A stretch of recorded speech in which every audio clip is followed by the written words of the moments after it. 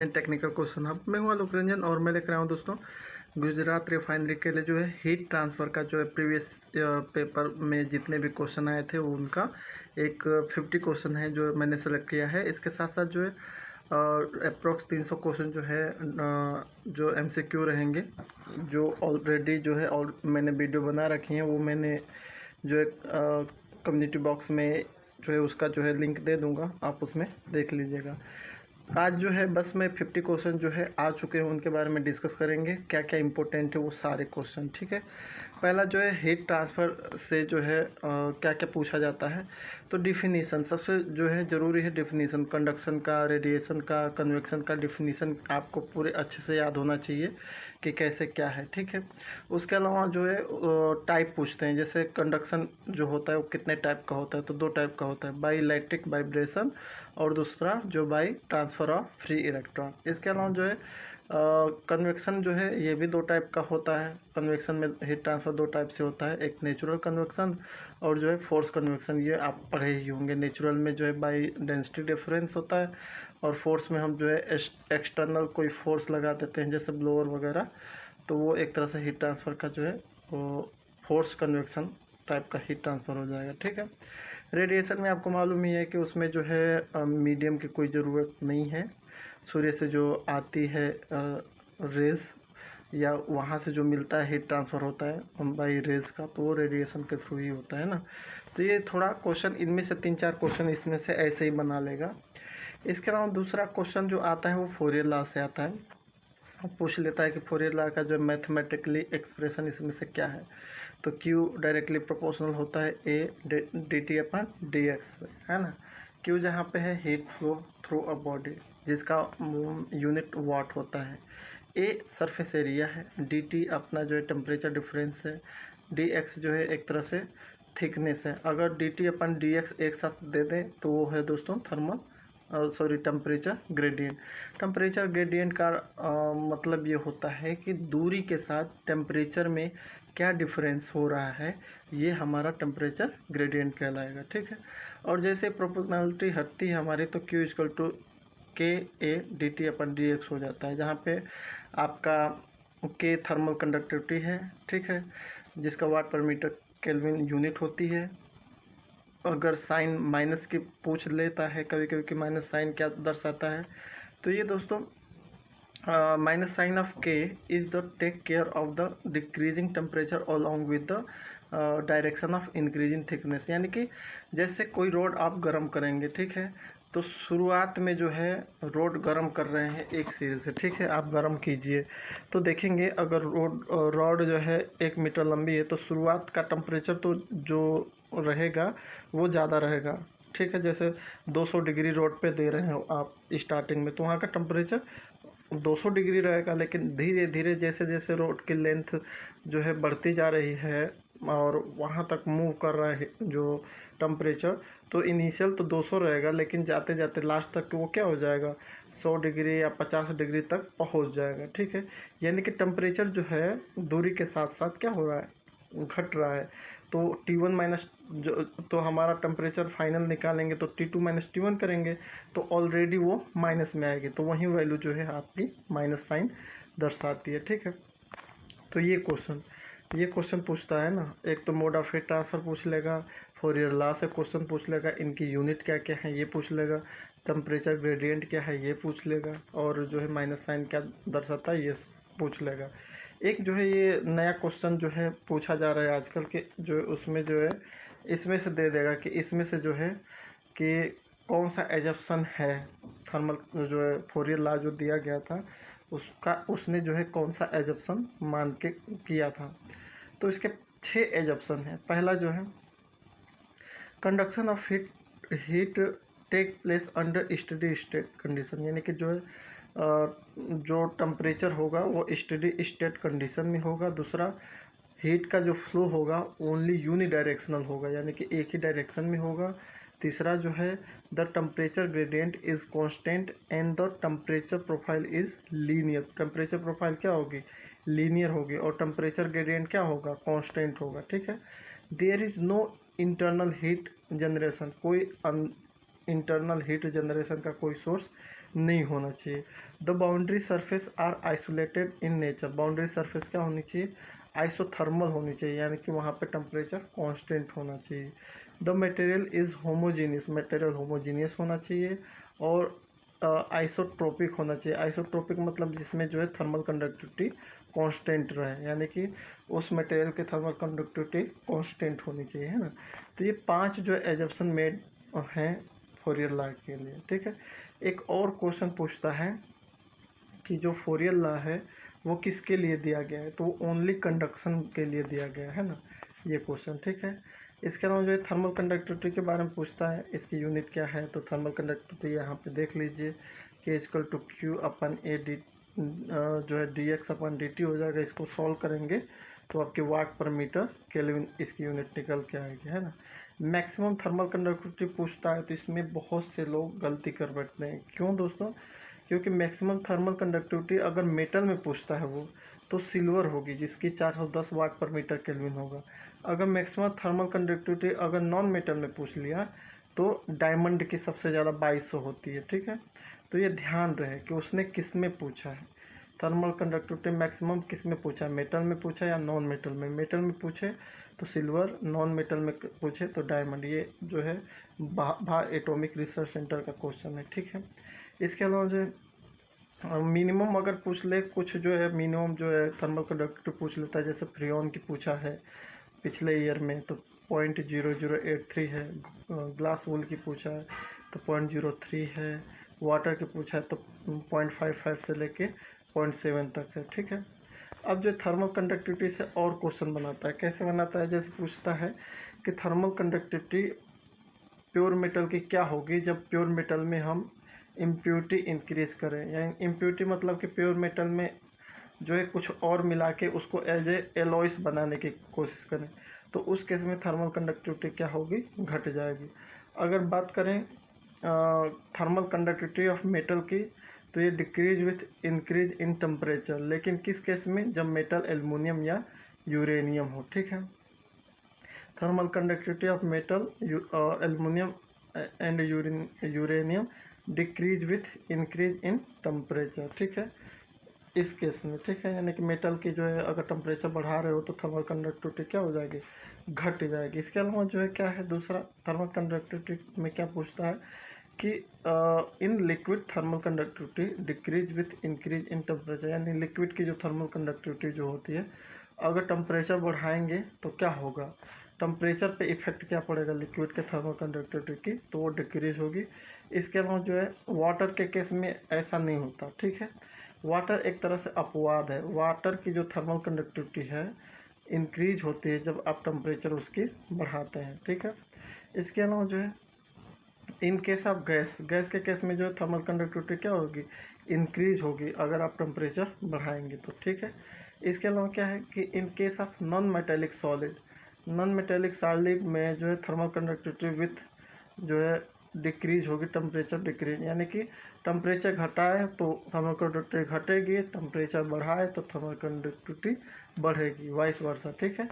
इसके अलावा क्या पूछता है कि थर्मल कंडक्टिविटी अगर जो है डेंसिटी के अकॉर्डिंग देखा जाए तो अगर डेंसिटी बढ़ रही है तो थर्मल कंडक्टिविटी भी बढ़ेगी।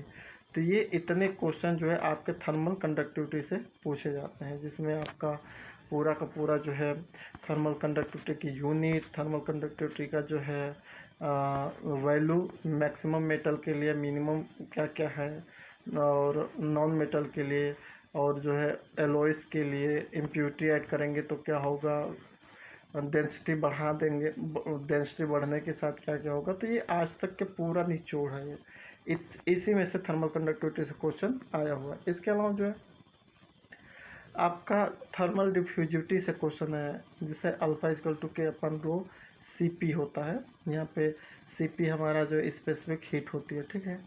और इसको पूछा है कि थर्मल डिफ्यूजिविटी किस चीज़ की रेशियो, तो thermal conductivity and thermal capacity की, ठीक है। सी पी हमारा थर्मल स्पेसिफिक हीट या स्पेसिफिक हीट कैपेसिटी होते हैं, ठीक है।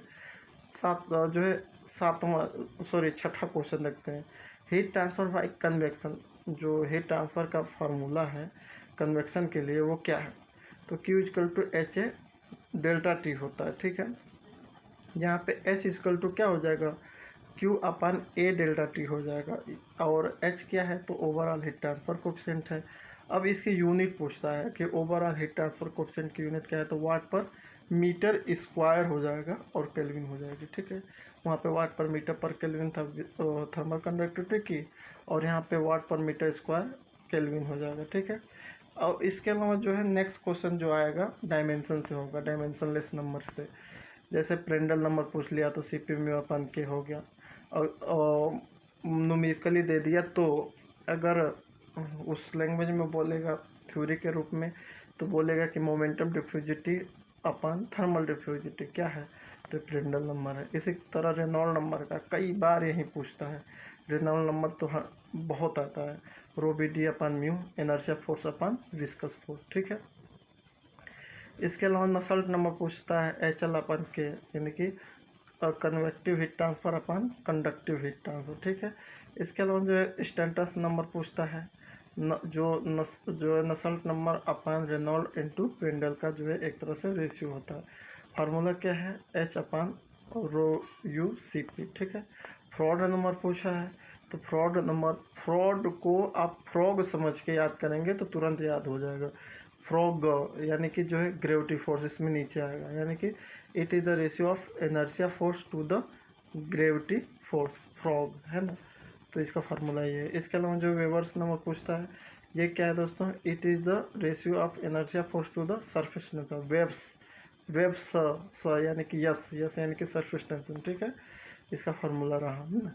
यूएल्स नंबर, तो इसको कैसे याद करना है, it is the ratio of inertia force to the pressure force, तो यूपी यानी कि पी यानी कि प्रेशर फोर्स। ठीक है, इसके अलावा जो है मैक नंबर, तो Mach number it is the ratio of inertia force to the elastic max, है ना, मैक इलास्टिक फोर्स। ठीक है, नेक्स्ट है बायोट नंबर पूछता है, it is the ratio of conductive resistance to the convective resistance. ठीक है, फार्मूला ये रहा।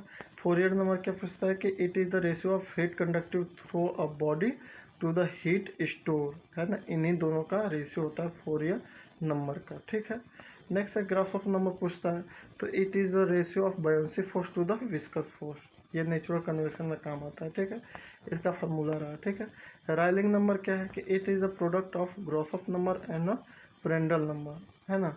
R इज इक्वल टू होता है ग्रासहोफ इंटू प्रेंडल, इनका जो है मल्टीपल होता है ना प्रोडक्ट। ठीक है, इसके अलावा जो है एक और जो है पिकलेट नंबर पूछता है, तो ये दोस्तों it is defined as the product of Reynold number and Prandtl, यानी कि Peclet is equal to RE गुणे PR, है ना।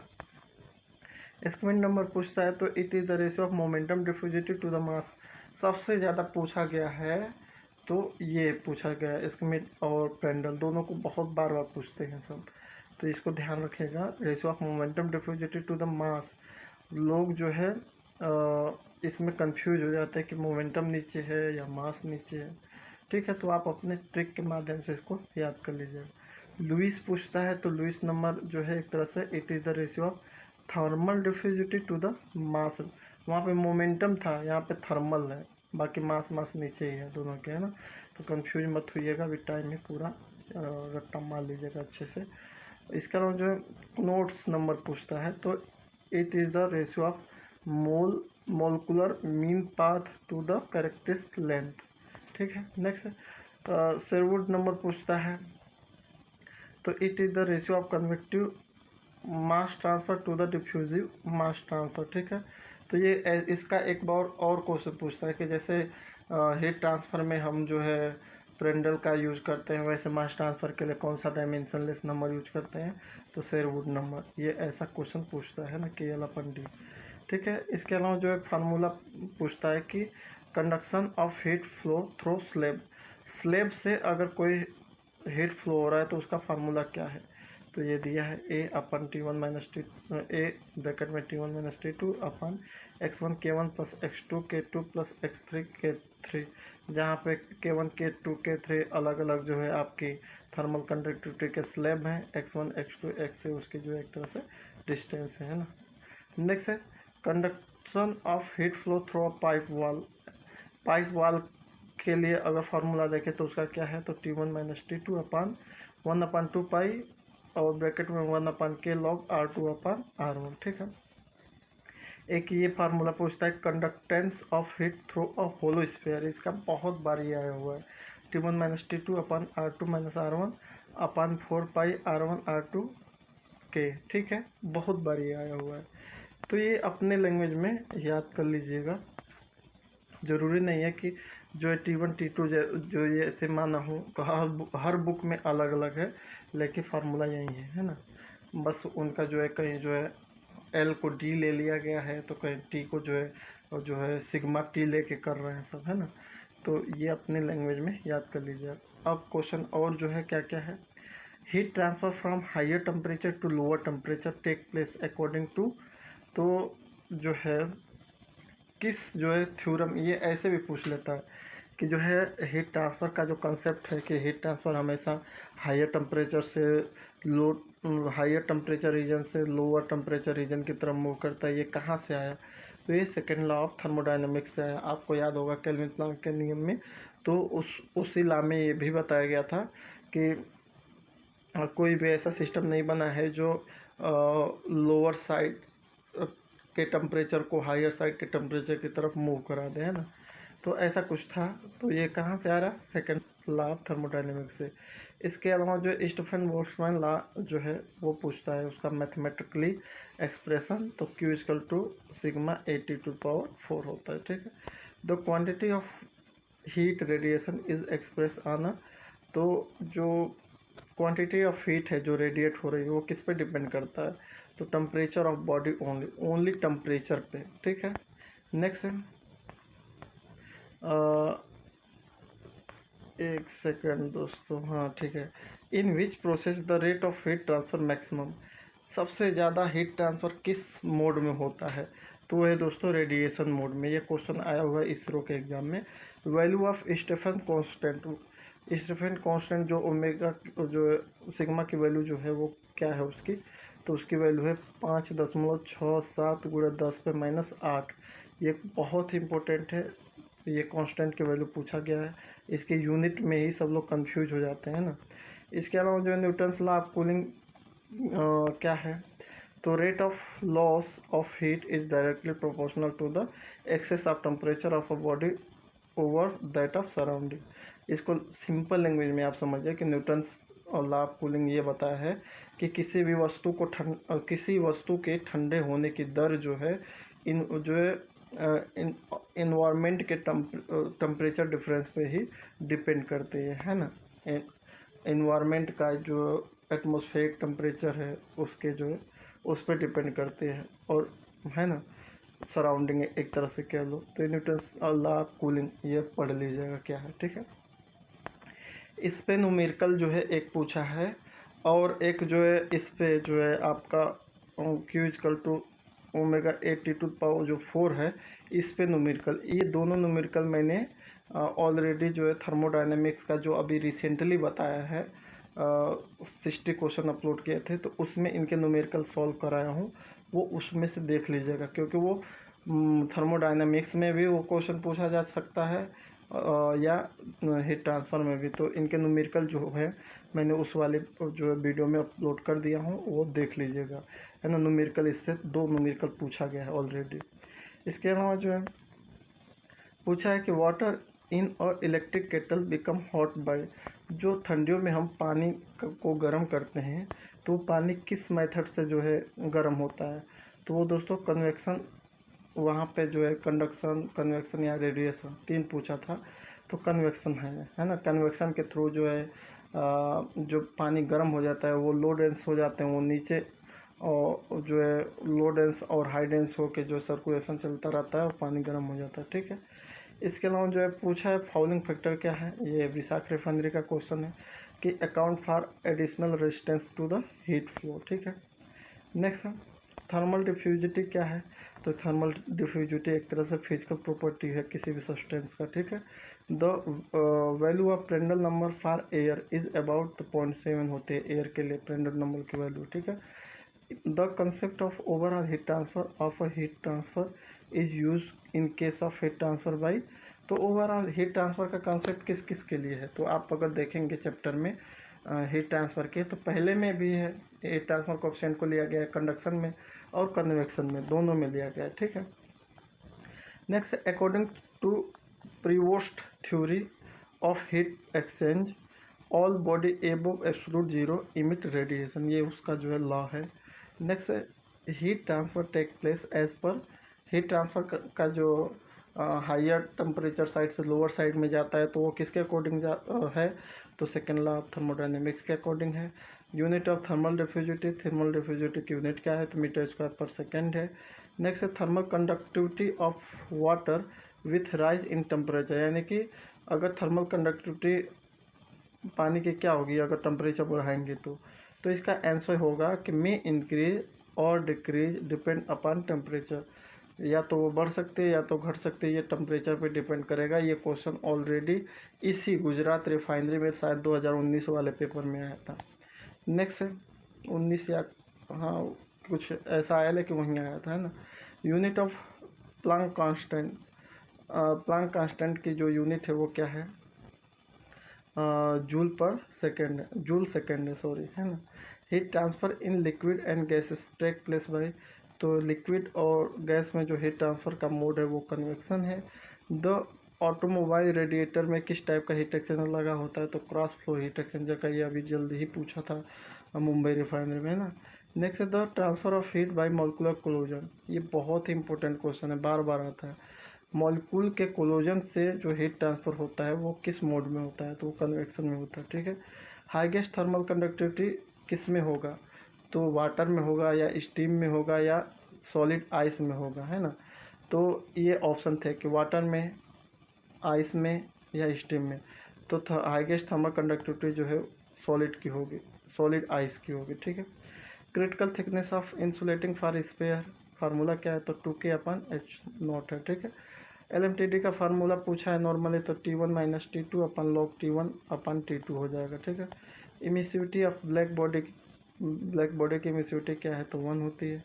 Thermal conductivity of water at 20 degree in order of, तो thermal conductivity of water 20 degree पे 0.51 होती है। Fourier law of heat conduction is valid for, तो ओनली जो है जहाँ पे वन जो है वन डायमेंशन के लिए, वन डायरेक्शन के लिए होती है ना, आपको अभी बताया था कि यूनि डायरेक्शन होनी चाहिए, है ना। तो फोरियर वैलिड फॉर वही है, एक एग्जाम्पशन को लेके पूछा है क्वेश्चन, ठीक है। नेक्स्ट है और steam pipe is to be line with 2 layer of insulating material of different thermal conductivity for minimum heat transfer, कह रहा है कि दो इंसुलेशन हैं जिनके थर्मल कंडक्टिविटी K1 या K2 है। कह रहा है कि अगर मस्त हमें इंसुलेशन चाहिए पाइप पे कि बिल्कुल जो है हीट लॉस ना हो, तो आपको क्या करना पड़ेगा, तो उस केस में जो है the better insulation must be put inside, तो जो सबसे अच्छा इंसुलेटर है ना, उसको सबसे पहले लगाना चाहिए, उसके ऊपर पुअर वाले का जो खराब है ना।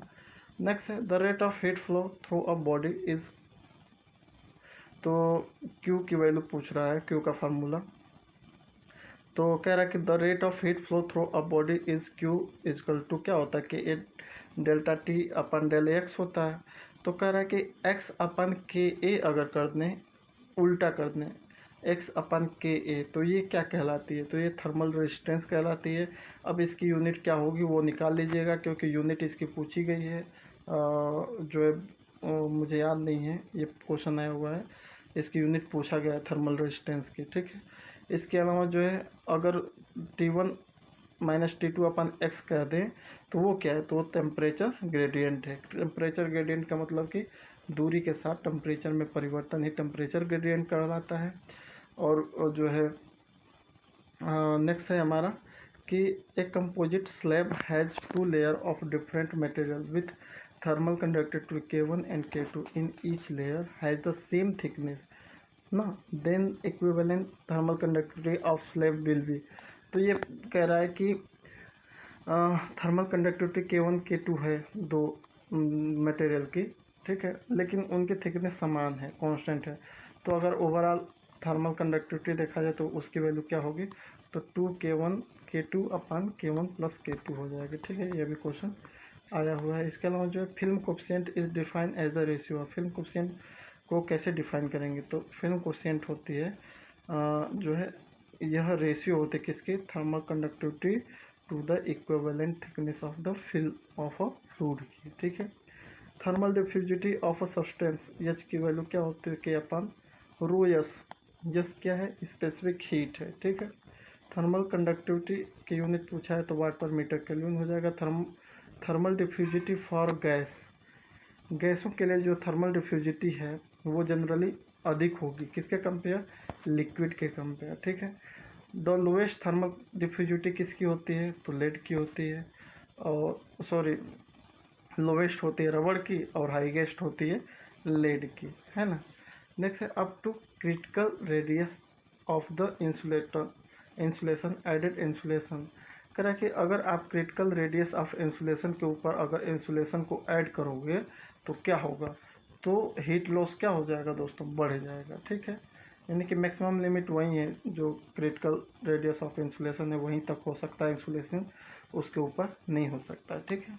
उसके ऊपर करोगे तो हीट लॉस बढ़ जाएगा, ठीक है। In counter current flow heat exchanger, counter current flow में जो हीट एक्सचेंजर का होता है उसमें क्या होता है? तो फ्लूइड जो होते हैं, जो इन होते हैं और जो आउट होते हैं, दोनों अपने हॉटेस्ट स्टेट में होते हैं, ठीक है। कह रहा है both the fluid at a inlet, यानी कि इनलेट में जो दोनों फ्लूइड होते हैं वो अपने हॉटेस्ट स्टेट में होते हैं। ये रट्टा मान लीजिएगा, 100% आने का चांस है, ठीक है। हीट एक्सचेंजर इफेक्टिवनेस क्या होते हैं? अगर हम देखें हीट एक्सचेंजर की इफेक्टिवनेस की, तो ये रेशियो होती है किसके किसके दोस्तों? Actual heat transfer to the maximum possible heat exchanger की, ठीक है। नेक्स्ट है in a backward feed system vapour and liquid flow in a counter current fashion. कह रहा है कि वेपर और लिक्विड का फ्लो जो है काउंटर करंट होता है, किस केस में? तो बैकवर्ड फीड में होता है। बैकवर्ड फीड में जो है इधर से वेपर, उधर से जो है आपका लिक्विड आएगा, है ना, निकलेगा। तो नेक्स्ट है हमारा कि in the force circulation evaporator is the velocity of liquid entering the tube is the, यानी कि कुल मिला के ये कह रहा है कि फोर्स सर्कुलेशन इवोपरेटर में हम जो है वेलोसिटी कितनी रखते हैं लिक्विड की जो इंटर करा रहे हैं, है ना। तो 2 से 6 मीटर पर सेकेंड रखते हैं, ये आ चुका है question. Long tube vertical evaporator जो है क्या हैंडल करता है? तो ये फोमिंग लिक्विड, जितने भी फोम लिक्विड होते हैं उनको लॉन्ग ट्यूब वर्टिकल इवापोरेटर में रखते हैं, ठीक है। In case of calandria type evaporator the solution to be evaporate is inside, यानी कि जो जिसको हमें इवापोरेट करना है उसको इनसाइड रखेंगे, और जो है स्टीम को किस में रखेंगे? स्टीम का फ्लो आउटसाइड रखेंगे, ठीक है। नेक्स्ट है हमारा, यही न्यूमेरिकल मैं कह रहा था दोस्तों, मैं उस समय नहीं बता पाया था कि एक न्यूमेरिकल आया था जो है इवापोरेशन इवापोरेटर का एक तरह से कैपेसिटी निकालने का। तो ये क्वेश्चन यही क्वेश्चन आया था पिछली बार न्यूमेरिकल के रूप में, ठीक है। बस इसकी वैल्यू थोड़ी चेंज कर दी गई थी, बाकी सेम टू सेम यही क्वेश्चन था, ठीक है। क्या क्वेश्चन था दोस्तों? कि an evaporator operating at atmospheric pressure, कोई ऑपरेटर है जो एटमॉस्फेरिक प्रेशर पर ऑपरेट हो रहा है, और इसमें जो है फीड जो दे रहे हैं, फीड का रेट जो है 10,000 kg पर हावर है, ये दे रहे हैं वीक लिक्विड के रूप में, और उसमें उस फीड में 4% क्या है? कास्टिक सोडा है। अब कह रहा है कि thick liquid leaving the evaporator containing 25% caustic soda. अब जो थिक जो लिक्विड हुआ, यानी कि जो कंसनट्रेट हुआ इवापोरेटर से जो बाहर निकल के आया, उसमें कास्टिक जो पहले 4% था अब वो 25% हो गया। तो find the capacity of evaporator, evaporator की कैपेसिटी बताइए, ठीक है। तो सबसे पहले हम फीड देख लेंगे कि 10,000 kg पर हावर से वीक लिक्विड का जो फीड जो है इंटर हो रहा है इवापोरेटर में, ठीक है। अब हमें मास फ्लो निकालना पड़ेगा, मास फ्लो रेट निकालना पड़ेगा कि जो है मास फ्लो रेट जो है इवापोरेटर को जो आउट कर रहा है वो हमें निकालना पड़ेगा, है ना। इन हो रहा है वो तो पता है, इन जो हुआ 10,000 kg पर हावर हुआ, लेकिन अब जो आउट हो गया, यानी कि जो कंसनट्रेट होके आउट होगा, उसका मास फ्लो रेट हमें निकालना है, ठीक है। तो हम इसका मटेरियल बैलेंस निकालेंगे। तो मटेरियल बैलेंस बराबर हमारा क्या हो जाएगा? कास्टिक सोडा इन अ फीड और कास्टिक सोडा जो है इन द थिकर लिक्विड, यानी कि जो कास्टिक सोडा जो फीड में इन हो रहा है वो, और कास्टिक सोडा जो आउट होके जा रहा है यानी कि कंसनट्रेट होके जा रहा है वो, ये दोनों बराबर होंगे। ठीक है, जो इन हुए वो आउट होंगे। ये तो मटेरियल बैलेंस का इक्वेशन ये मेन। ठीक है, अब इसमें हमें निकालना है मास फ्लो रेट। ठीक है, तो उसके लिए जो है हम 100% मान के चलेंगे। तो 100% में चार की वैल्यू क्या होगी, तो यहाँ पे जैसे देखिए 4% कास्टिक सोडा लिखा है, तो 100/4 करेंगे तो 0.04 हो जाएगा। और फीड जो इन हुई वो 10,000 है, और जो आउट हुई उसका बस कंसंट्रेशन दे दिया है, तो 25% दिया है, यानी कि 0.25 वो हो जाएगा ऑटोमेटिक। परसेंट का मतलब 100 है ना, तो वो 0.25 होगा। और मास फ्लो रेट मालूम नहीं है तो उसको मान लेंगे एक्स, नहीं मानेंगे, मान लिया कि मास फ्लो जो है एम है। ठीक है, एम को हमने मास फ्लो रेट बता दिया है। ठीक है, तो मास फ्लो रेट बराबर क्या हो जाएगा, 0.04 गुणे 10,000 अपन 0.25 हो जाएगा, यानी मास फ्लो रेट हमारा जो है 1600 kg/h हो जाएगा। एम क्या है दोस्तों, जैसे नहीं मानते हैं कि एक्स माना एक्स, तो मैंने एक्स नहीं माना, एम का एम ही मान लिया कि मास फ्लो रेट एम है। ठीक है, तो मास फ्लो रेट जो आउट हो रहा है वो कितना मिल गया, 1600 kg/h।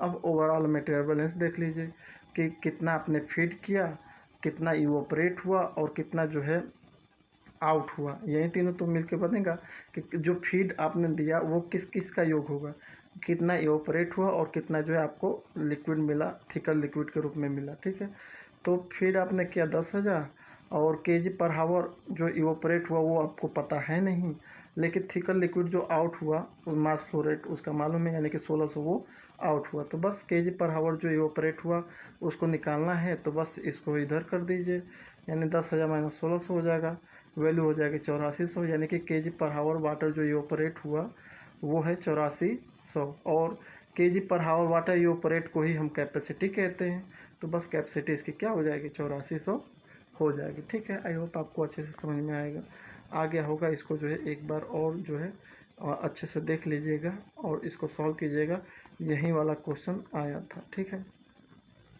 इसके अलावा जो है कौन कौन सा क्वेश्चन जो है पूछा गया है अब तक के इवोपरेटर सेक्शन में, तो फॉरवर्ड फीड बैकवर्ड फीड से क्वेश्चन पूछा है, एप्लीकेशन ऑफ इवोपरेटर जिसमें एप्लीकेशन किस किस का पूछा है, फोर्स सर्कुलेशन इवोपरेटर कहाँ यूज होता है, लॉन्ग ट्यूब इवोपरेटर कहाँ यूज होता है, कैलेंड्रिया टाइप का क्या है, horizontal type, open pan, evaporator economy क्या है, बॉइलिंग पॉइंट एलिवेशन क्या है, कैपेसिटी ऑफ इवोपरेटर और स्टीम इकोनॉमी। ठीक, ये जो है इवोपरेटर से क्वेश्चन आते हैं।